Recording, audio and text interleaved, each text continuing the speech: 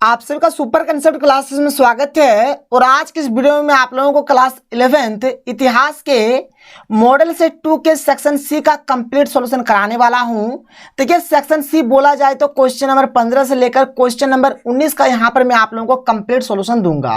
इससे पहले मैंने आप लोगों को सेक्शन ए और सेक्शन बी का कंप्लीट सॉल्यूशन करा दिया है।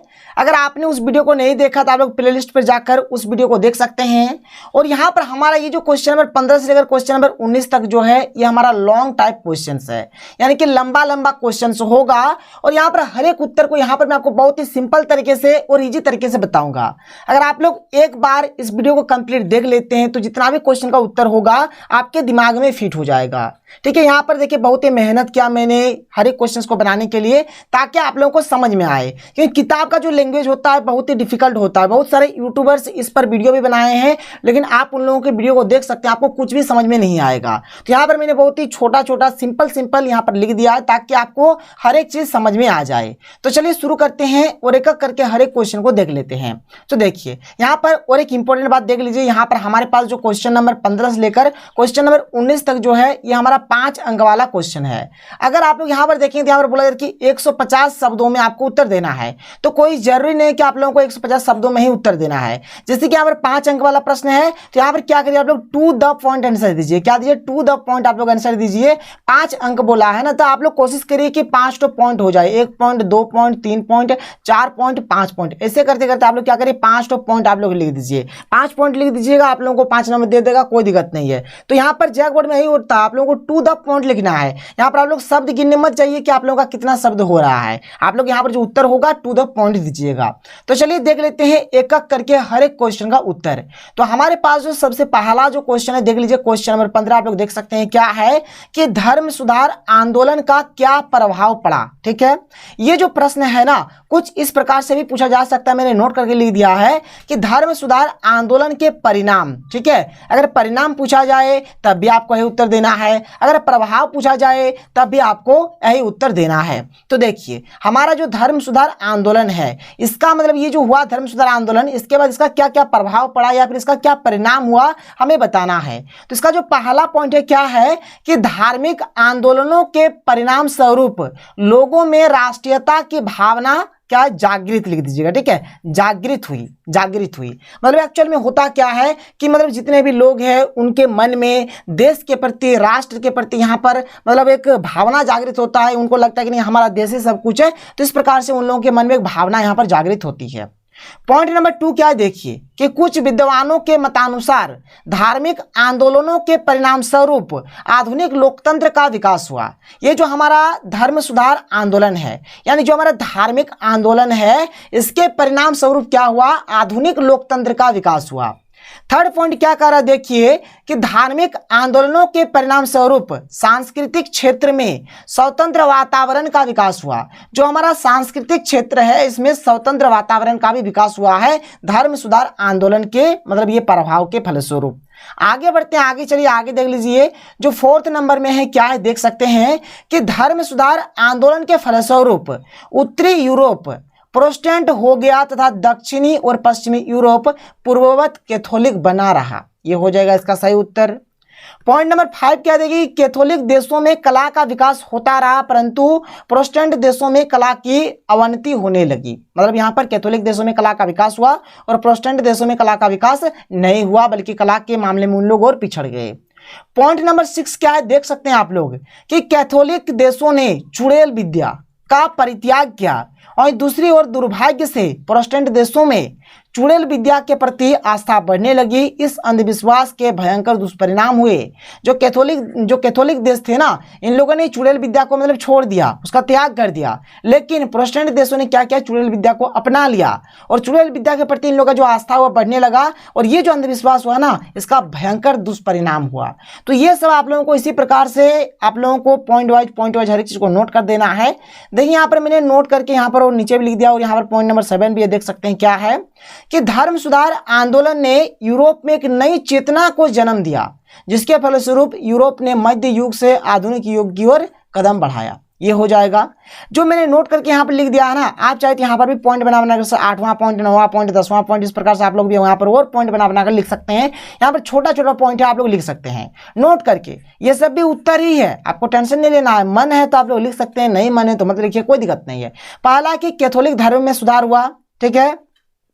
प्रोटेस्टेंट धर्म का उदय हुआ, इंग्लैंड का विकास हुआ, शासक वर्ग की शक्ति में वृद्धि हुआ, पोप की शक्ति का पतन हुआ, राज की संपत्ति एवं शक्ति में वृद्धि हुई, गिरजाघरों में व्याप्त बुराइयों को दूर करने का प्रयास किया गया। तो ये सभी इसके प्रभाव है या फिर इसके परिणाम है, आप लोग लिख सकते हैं। ये सबके, ये जितना भी यहाँ पर मैंने पॉइंट्स लिख दिया है, नोट करके आप लोग हर एक पॉइंट्स को यहाँ पर यूज कर सकते हैं, कोई दिक्कत कोई प्रॉब्लम नहीं है। आगे बढ़ते हैं, क्वेश्चन नंबर 16 की ओर चलते हैं, देख लेते हैं क्वेश्चन नंबर 16। क्वेश्चन नंबर 16 का भी उत्तर हम लोग बहुत ही सिंपल तरीके से और इजी तरीके से देखेंगे, आपके दिमाग में सीधे घुस जाएगा। क्वेश्चन नंबर 16 क्या, देखिए कि ऐसे कौन से कारण थे जिनसे 15वीं शताब्दी में यूरोपीय नौचालन को सहायता मिली। अब नौचालन माने क्या होता है, देखिए नौ माने होता है नौका, नौ माने क्या होता है नौका, और चालन माने चलाने वाला, ठीक है। तो नौका चलाने वाले को किस प्रकार से सहायता मिली, यहाँ पर आपको बताना है। सिंपल सा बात किया जाए तो ऐसे कौन से कारण थे, मतलब वो कौन कौन सा कारण था जिनसे 15वीं शताब्दी में यूरोपीय नौचालन माने कि नौका चलाने वाले जो भी थे उनको किस प्रकार का सहायता मिला। यहाँ पर एस्ट्रेल में नौचालन माने होता है कि नदियों समुद्रों आदि में नाव या जहाज चलाने की जो विद्या होता है उसी को नौचालन बोला जाता है।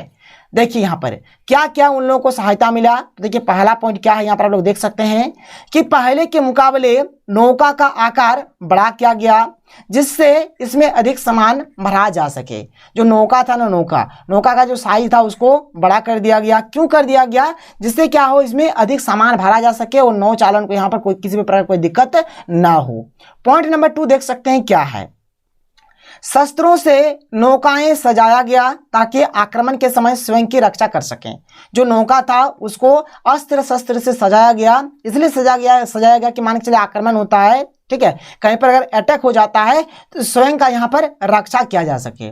पॉइंट नंबर 3 कि 15वीं सदी में यात्रा साहित्य का खूब प्रचार प्रसार किया गया। जो यात्रा साहित्य है इसका भी खूब प्रचार प्रसार हुआ जिससे नौचालन को यहाँ पर सहायता मिला, मदद मिला।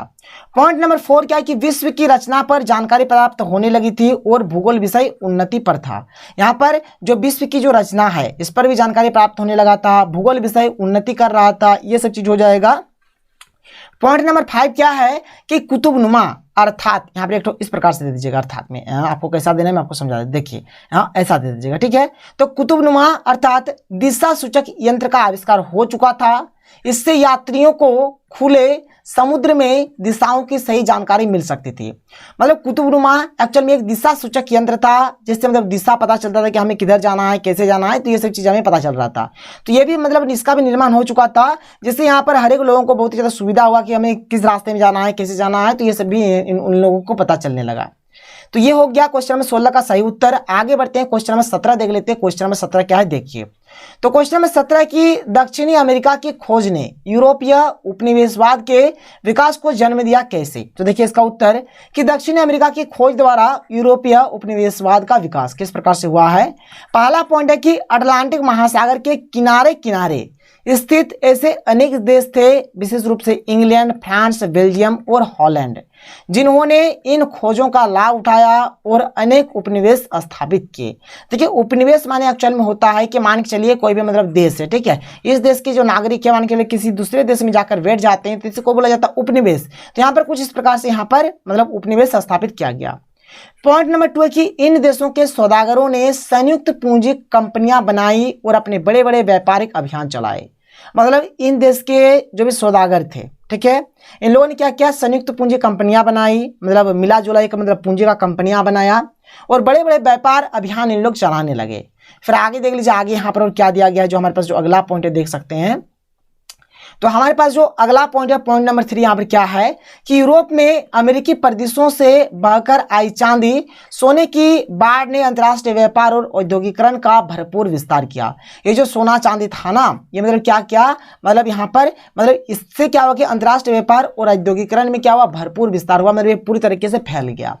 4th नंबर पॉइंट है कि यूरोपवासियों को नई दुनिया में पैदा होने वाली नई नई वस्तुओं तथा तंबाकू, आलू, गन्ने की चीनी, ककाओ और रबड़ आदि का ज्ञान हुआ, जिसको ये उत्पत्ति निवेशों से प्राप्त करने का प्रयास करने लगे। तो ये सब हो जाएगा इसका सही उत्तर। आगे बढ़ते हैं, क्वेश्चन नंबर 18 की ओर चलते हैं, देख लेते हैं क्वेश्चन नंबर 18।